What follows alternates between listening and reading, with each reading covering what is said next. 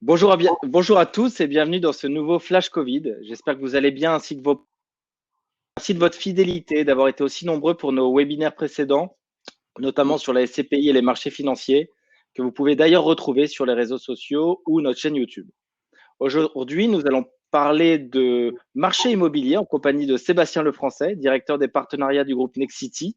Merci d'être avec nous aujourd'hui, Sébastien, et d'avoir accepté notre invitation. Bonjour Nicolas. Je souhaite associer tout le groupe Audia et toutes nos pensées chaleureuses à la famille et aux proches de Monsieur Jean-Philippe Ruggieri, directeur général du groupe immobilier Nexity, décédé suite du Covid-19 le 24 avril dernier. Comme d'habitude, vous avez la possibilité de poser des questions pendant le webinaire sur la partie droite de votre écran. Nous essaierons de répondre à l'ensemble. On en a déjà eu beaucoup en amont. Dans le cas contraire, votre consultant reviendra vers vous à la suite de notre intervention. Sébastien, avant que nous échangions, je me permets de faire un tout petit point sur le marché au sens large de l'immobilier, car on a eu beaucoup de retours à ce sujet-là. Il est important de distinguer différentes catégories d'immobilier. Vu qu'on a l'habitude, nous, de travailler sur pas mal de secteurs liés à l'IMO, on a bien l'immobilier commercial, l'immobilier de bureau et l'immobilier résidentiel locatif. Aujourd'hui, on va se cibler sur cette partie-là, le résidentiel locatif. Notre discussion va s'articuler autour de ce marché-là. Quelques mots en revanche sur l'impact de la crise du Covid sur les trois marchés.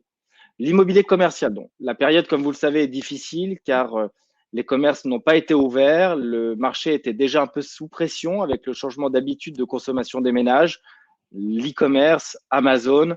Et puis là, de ce fait, on va avoir une difficulté pour certains de payer les loyers et de mettre en place des nouvelles normes sanitaires, ce qui va engendrer des nouveaux coûts. La période de rebond risque d'être un petit peu longue, mais on a confiance au gouvernement qui, avec des décisions exceptionnelles de soutien, comme on a pu voir dans l'économie au sens large, soutiendra évidemment ces commerces avec le temps qu'il faudra. Dans une deuxième partie, on a l'immobilier de bureau. On vous en a déjà beaucoup parlé lors de notre webinaire sur la SCPI, que je vous encourage évidemment à regarder. Ce marché est plutôt résilient car de nombreux groupes ont eu la capacité de payer les loyers sur les bureaux. Tout ou partie d'ailleurs de leur activité continuait. On a eu pas mal de salariés et d'indépendants qui continuaient à aller au bureau malgré cette période et les gestes barrières. Il est vrai que ce marché est en mutation légère avec l'arrivée des espaces de coworking, les nouvelles habitudes du home office et du télétravail qui ont été encore plus évidemment mis en place durant cette période de confinement. Mais la pression est plutôt légère et ce marché tient bien. Enfin, le marché résidentiel et locatif, transition toute trouvée, Sébastien, qui nous permet de commencer notre échange sur le sujet. Et je vais te poser une première question. Peux-tu nous faire, toi, un point sur le marché plutôt dans le neuf et le locatif au sens large durant cette crise du Covid-19 et chez Nexity? Alors, déjà, effectivement, je te remercie Nicolas de m'inviter à ce webinaire. Euh, pour répondre de façon simple ce qui se passe dans l'immobilier, on a des prix qui sont globalement stables aujourd'hui et la vision qu'on a, en tout cas chez Nexity, c'est que les prix vont avoir tendance à se tendre. Deux facteurs. Premièrement, un ralentissement des ventes dans l'ancien qui crée un durcissement et surtout un arrêt complet de toute la chaîne immobilière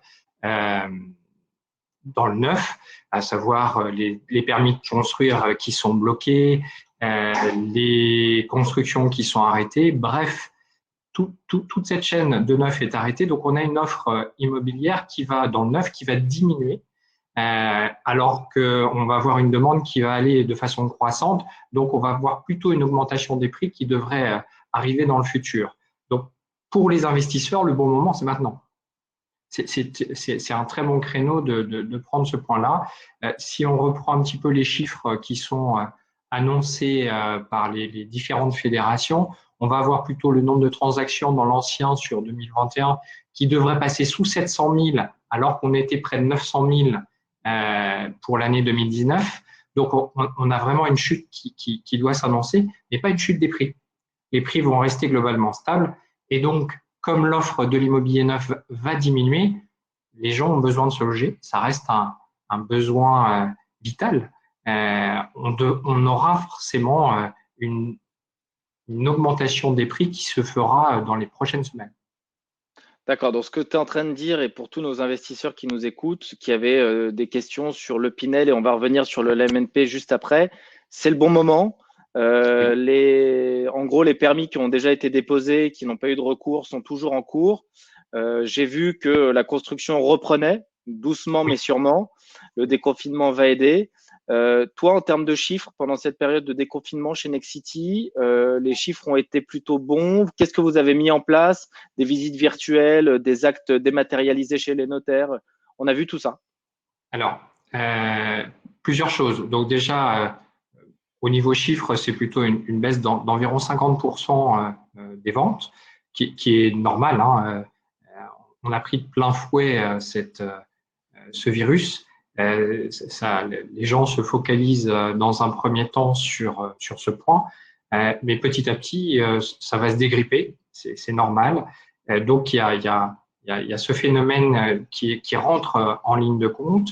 La deuxième chose qu'on a mis en place, c'est effectivement de permettre d'avoir un parcours complètement digitalisé pour permettre à l'investisseur d'être complètement en sécurité, de faire un contrat à distance. Aujourd'hui, on peut réserver chez Nexity un appartement tout en étant dans son appartement sans avoir besoin de se déplacer. On peut très bien réaliser des visites virtuelles, d'avoir tous les éléments par mail et de signer également de façon électronique, comme on peut par ailleurs acheter un abonnement de téléphone portable. Ça sera aussi simple. Voilà. Donc après les notaires, c'est quelque chose qui est plus difficile à mettre en œuvre. C'est une vieille institution. Ils ont besoin d'un petit peu de temps, mais ils sont en train de s'y mettre. Ils ont besoin dernier point de blocage est plutôt la reconnaissance de l'idée des clients. Ils n'ont pas encore trouvé tout à fait le process puisqu'ils utilisent DocuSign qui a besoin d'une vérification qui se fait en Allemagne et a priori, il y a un point de blocage. Mais les signatures à distance vont se faire et se font déjà pour les notaires qui connaissent leurs clients. Dès à présent, ceux qui connaissent leurs clients peuvent faire des signatures à distance. Pour les autres, c'est encore un petit peu plus difficile, mais ça va se libérer dans les prochaines semaines. OK. Donc, merci pour toutes ces infos. Pas mal de questions, donc je prends un petit peu au compte-gouttes sur tout ce qui avait été les acquisitions faites juste avant le confinement. Là-dessus, quelles conséquences ça va avoir sur les signatures liées à la crise, les aides mises en place pour les acheteurs et les vendeurs? On parlera aussi un petit peu de crédit parce que j'ai eu pas mal de questions sur le sujet. On a vu l'étalement un petit peu des délais finalement entre la signature et le passage chez le notaire. Est-ce que tu peux nous en dire un petit peu plus sur toutes ces acquisitions qui sont juste finalement signées, mais on n'a pas plus d'informations que ça? Tu parles d'un client qui a réservé juste avant le confinement? Tout à fait. D'accord. Alors, pour un client qui a réservé avant le confinement, il n'y a pas de changement, y compris pour ceux qui vont arriver après.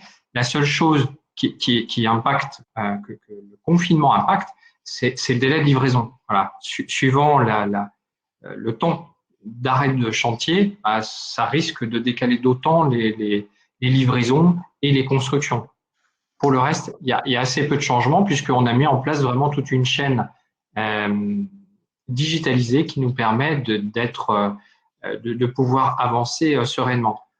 Nos chantiers ont repris quasiment tous à 100%, pour le moment dans des mesures partielles. C'est encadré par des services de sécurité avec des protocoles très particuliers, c'est-à-dire que dans une même pièce, il ne peut y avoir qu'une seule et même personne d'une même entreprise. Donc, ça complique un petit peu et ça ralentit un petit peu le chantier, mais globalement, ça ne nous arrête pas et nous avons repris. Donc, l'impact sera relativement limité pour les acquéreurs et les investisseurs. Chez Nexity, ça me permet de poser une question. On pense à nos clients évidemment. Est-ce qu'il y aura des compensations sur ces retards ou est-ce que ça va être lié à la crise et il n'y aura pas de gestes commerciaux ou de choses particulières? Alors, quelqu'un qui n'a pas acté, il ne peut pas y avoir de compensation puisque de toute façon, ça reste une date prévisionnelle. Pour quelqu'un qui a acté, ça reste une cause légitime. C'est un arrêt total qui n'est pas dépendant de notre volonté. Ça fait partie des causes légitimes sans qu'il y ait compensation. L'impact, encore une fois, ça va être plutôt de l'ordre d'un trimestre. si on n'arrive pas à rattraper. Là, je ne peux pas en dire ce qu'il en est. Par exemple, nous avons des chantiers sur lesquels les livraisons étaient prévues pendant le confinement actuel. Il y a des gens qui sont bloqués, y compris dans leur déménagement. Donc, c'est très difficile. On est aussi dommagé que ne le sont nos propres clients. Donc, non, il est difficile de mettre en place des aides particulières. C'est vraiment quelque chose qui pénalise absolument tout le monde. Très bien. J'en profite, on en parlait sur la partie crédit. On a échangé tous les deux et j'ai échangé aussi avec notre courtier en interne, Financez-moi, sur le sujet. Les taux étaient très bas avant cette crise du Covid. Les prix étaient plutôt assez hauts. Si on parle plutôt du résidentiel ancien, mais plutôt dans le neuf, on peut dire qu'il y avait une corrélation. Les taux vont évidemment rester bas. Les taux d'emprunt d'État sont encore très bas. Donc, à part une petite correction bancaire, il n'y a pas de grande chance que les taux remontent très fort. Est-ce que tu as eu déjà des retours sur les contraintes de crédit sur vos banques à vous, évidemment, qui vous suivent, vous et les clients? Tu me parlais qu'il y avait peut-être plus de 25 ans sur la partie duration de crédit. Je t'écoute sur le sujet. Alors, la duration des crédits, et en tout cas le fait qu'il y ait eu un durcissement, est à l'initiative de Bruno Le Maire qui avait recommandé au Conseil une stabilité financière et donc avait contraint les banques à durcir un petit peu. Donc, on avait plus de 25 ans et un endettement maximal de 33%. Il a été demandé par différentes personnes d'assouplir un petit peu ces contraintes. Je pense que ça fait partie des choses qui vont évoluer dans les prochaines semaines et je pense que cet assouplissement sera nécessaire. Parce que si on veut recréer une dynamique, il va falloir que tout le monde y mette un petit peu du sien et que ces règles soient un tout petit peu plus souples. Sinon, les premiers pénalisés sont les primo-accédants. C'est eux qui vont être le plus fortement impactés, qui ne vont pas pouvoir acheter leur résidence principale. On n'a pas de problème pour avoir des clients chez Nexity, on a un problème de solvabilité. On milite depuis très très longtemps pour une stabilité des prix. On a fait plusieurs propositions au gouvernement qui n'ont pas forcément tout le temps été retenues, certaines oui. Le plafonnement du foncier en particulier, voilà, sont des choses qui sont importantes. La possibilité de construire plus haut sont des souhaits que l'on porte depuis longtemps et que Jean-Philippe Ruggieri portait depuis très longtemps. Notre volonté est de vouloir construire plus et moins cher. Donc, pour ça, il faut qu'on puisse avoir cette stabilité des prix. Et c'est ça qui est le plus important. Si on arrive à freiner cette stabilité et à avoir une stabilité des prix, on aura les clients. Les clients ont besoin. D'accord. C'est un besoin. Sur les baisses de transactions, est-ce que l'ajustement, justement, ça fait beaucoup, mais est-ce que l'ajustement du rebond, finalement, va être perceptible? Ce que je veux dire, c'est que est-ce que parce qu'il va y avoir moins de transactions, les prix vont s'ajuster et si oui, sous combien de temps? Sur l'ancien, il devrait y avoir un ajustement qui est minime. Les prix, si on prend même pendant le Covid, le nombre de transactions a diminué de 24% dans l'ancien. Les prix se sont stabilisés à 3 510 € du mètre carré, ce qui correspond malgré tout sur les 3 premiers mois à une augmentation de 1,3%. Donc on n'est même pas sur une baisse, on est plutôt sur encore une augmentation. C'est souvent aperçu, celui qui veut acheter le moins cher possible et celui qui vend, il veut vendre le plus cher possible. Bien sûr. Donc, tant qu'on a une volumétrie qui diminue, ça reste un besoin vital, la demande reste forte, donc les prix ne peuvent pas baisser. D'accord. On change un peu de sujet. Je te propose de faire un point sur la partie LMNP. Alors, je sais que chez vous, Nexity, vous êtes plus sur la partie résidence senior et étudiant. On va également dire un mot pour tous nos clients qui nous écoutent, qui ont pu investir dans le tourisme et dans les affaires. Donc, résidence gérée. On parle bien du LMNP géré. Tu peux nous en dire un petit peu, toi, de votre côté, est-ce qu'il n'y a pas de souci de paiement de loyer et le marché en général, si tu as des mots à dire sur le sujet? Alors, globalement, chez Nexity, oui, nous sommes sur 2 segments de marché qui sont les résidences services seniors et les résidences pour étudiants. Pourquoi nous allons vers ce type de produit? Parce qu'elles répondent à un besoin de marché. Ce sont des segments où les clients en font leur résidence principale. Dans un moment de notre vie, on a besoin de différents logements. Quand on est étudiant, les résidences pour étudiants répondent parfaitement à ce besoin. Donc, il n'y a pas besoin il n'y a pas de risque sur ce type de résidence, y compris en ce moment. Sur nos résidences, nous avons, malgré que les universités soient fermées, que 4% des logements qui ont été résiliés par les étudiants. C'est-à-dire que 96% ont conservé leur logement. Dans nos résidences services seniors, c'est encore plus important puisque là, il n'y a pas d'impact, c'est leur résidence principale et il reste. Le taux de remplissage est quasiment de 100% et donc ce sont des personnes qui restent longtemps. Donc, nous n'avons pas de souci de loyer et ce sont des marchés tout à fait pérennes. J'en profite pour sur la partie EHPAD. Je sais que vous êtes moins sur le sujet. Nous, chez Odia, en tout cas, c'est quelque chose qu'on a toujours beaucoup aimé pour nos investisseurs. On avait d'ailleurs créé, et il existe toujours, le site ehpad.com où on a complètement remarketé tout pendant la période du Covid. On est là pour et les aides-soignants et pour tous les gens qui veulent déposer des messages sur la partie EHPAD et moins d'un côté investisseur dans un premier temps. Sur cette partie EHPAD, évidemment, le marché est plus que résilient, vous le savez. On entend beaucoup de choses sur certaines sociétés de gestion, mais les taux d'occupation, bien qu'il y ait eu beaucoup de mauvaises nouvelles, continuent à être très forts et pareil. Sur purement investisseur, le marché est très résilient sur la partie EHPAD. Sur la partie affaires, je pense que c'est plutôt clair. On n'en fait pas, on n'en a quasiment jamais fait. Et sur la partie tourisme, alors ça, j'aimerais avoir un peu ton point. Je suis déjà au courant que certaines sociétés de gestion ne payent plus les loyers, comme Odalis par exemple, sans les citer. Qu'est-ce que tu peux nous en dire? Est-ce que tu as entendu parler de choses, toi, de ton côté? Oui, j'en ai entendu parler. Les exploitants sont très exposés. Chez Nexity, on fait le choix d'être promoteur et exploitant, ce qui est beaucoup plus sécurisant. Mais l'exploitant, quand il ne perçoit pas son loyer, c'est sa marge. Il faut savoir qu'un exploitant a une marge très faible, moins de 10%. Donc, s'il ne perçoit pas 2 mois de loyer entier, c'est toute sa marge qui part. S'il ne perçoit pas 3 mois de loyer ou 4 mois de loyer, c'est 2, 3, 4 ans de résultats qui s'envolent. Donc, ils sont obligés de suspendre les loyers. Ils n'ont pas d'autre choix, sinon ils meurent. Ouais, c'est un point qui est important. Pour rebondir un petit peu sur l'EHPAD, nous n'y avons pas été dessus parce que c'était un marché qui était très implanté, très utilisé. Il y a à peu près 700 000 EHPAD en France, c'est complet. Hein, ça fonctionne extrêmement bien. Nous sommes en relation avec beaucoup d'EHPAD dans nos résidences services seniors, puisque c'est entre guillemets l'étape de vie qui précède l'EHPAD. Hein, donc, très souvent, une partie de nos résidents, lorsqu'ils vieillissent, vont dans des EHPAD et on crée des liens avec les EHPAD.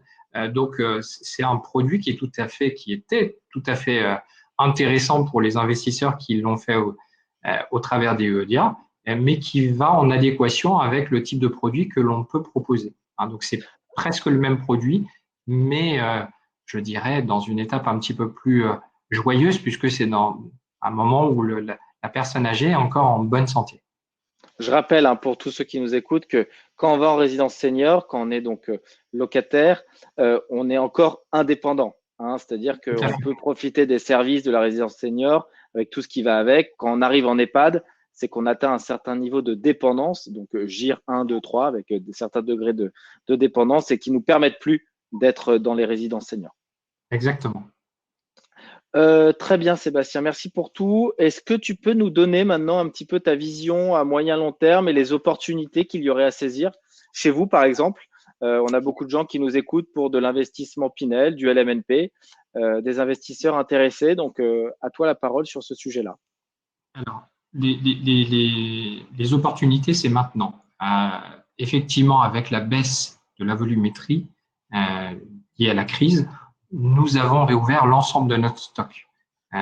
Néanmoins, il faut savoir que l'État a décidé d'aider la chaîne, qui est complètement bloquée, en rachetant 40 000 logements aux promoteurs au travers de la Caisse des dépôts et consignations. Certains promoteurs ont déjà vendu une partie de leur stock. Nous aussi, on va en vendre une partie. Donc, la bonne opportunité, c'est d'acheter maintenant. Dans quelques semaines, beaucoup de gens vont revenir sur ce marché pour leur résidence principale, pour un investissement. Et il y aura peu de lancements pour deux raisons. Les mairies aujourd'hui bloquent complètement les permis puisque les maires n'ont pas forcément été élus. Donc, on est obligé d'attendre les nouvelles élections. Et deuxièmement, tous les permis sont gelés par la crise sanitaire. Donc, aujourd'hui, les délais courent. Donc, il va y avoir un creux qui va apparaître d'environ 6 mois. Hein. On peut voir à peu près 6 mois de blocage qui va faire qu'on va avoir un effondrement de la construction neuve qui va apparaître. Donc, ce nombre de logements qui est présent, il va pas ou peut augmenter.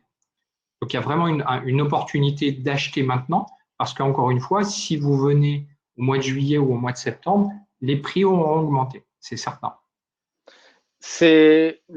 Ton analyse est la même pour le LMNP? Pour le LMNP, pas tout à fait. Alors, le marché est plus régulier. Par contre, nous, chez Nexity, on a la chance d'avoir des produits qui sont extrêmement appétants, que ce soit par les investisseurs privés, mais aussi institutionnels. Donc, aujourd'hui, ma bataille est de me battre pour avoir les résidences en vente pour la partie privée plutôt que la partie institutionnelle. Donc, je me bats tous les jours pour avoir des résidences.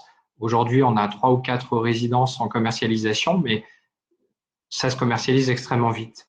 Donc, les produits s'écoulent très, très vite. Il y a peu de produits sur le marché et ils se vendent très rapidement. La rentabilité reste soutenue puisqu'on est entre 3,70 et 4% de rendement net d'impôt, puisque c'est net de charge.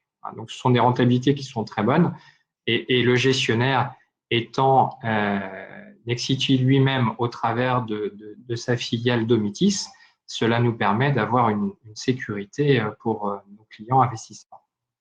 Si tu devais nous parler d'une résidence LMNP et d'un programme Pinel que tu affectionnes et sur lequel il reste des lots pour les gens qui pourraient être intéressés, qui nous écoutent.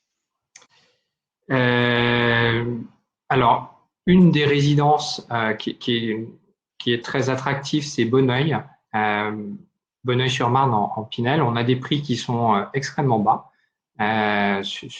C'est pas la ville la plus sexy du 94, mais c'est extrêmement bien placé. On est à 2 stations pour récupérer deux stations de bus pour récupérer le métro à un prix qui est très intéressant. Les loyers restent attractifs, donc ce qui donne une très bonne rentabilité. Pour l'investisseur, c'est un très bon produit. Voilà, c'est ce genre de produit sur lequel il faut y aller. Sur le meublé, je ne vais pas vous en donner une en particulier parce que ce qu'il y a aujourd'hui, je ne l'aurai pas forcément demain. Ça part extrêmement vite. Une résidence, chez nous, c'est 120 logements. Ça se vend en un mois. Donc, une résidence, les 120 logements, c'est 10 ventes par semaine. Donc, ça va très, très vite. Donc, par contre, je peux vous parler des prochaines résidences. On vient de lancer Cahors, donc, il y a quelques jours en dématérialisé. Il y a déjà la moitié qui a été vendue en quelques jours.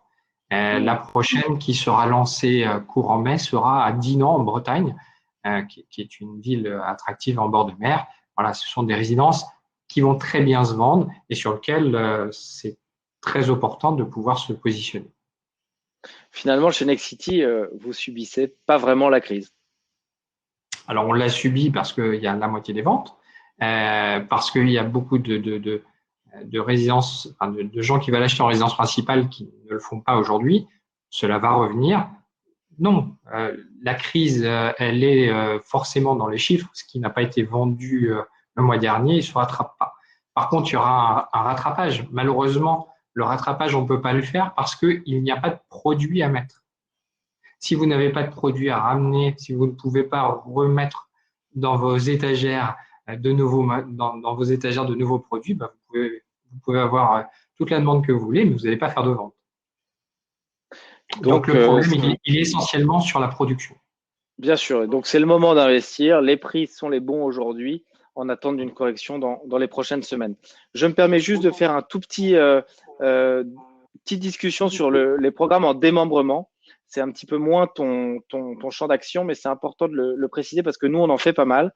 En fait, ce qui est important dans le démembrement, c'est quand vous achetez un programme, donc un lot dans un programme de démembrement, vous achetez uniquement la nue propriété et vous laissez l'usufruit. Donc, l'usufruit, c'est souvent des bailleurs sociaux qui vous permettent d'ailleurs d'avoir une sécurité du loyer pendant des années assez longues parce que ça va de 15 à 20 ans.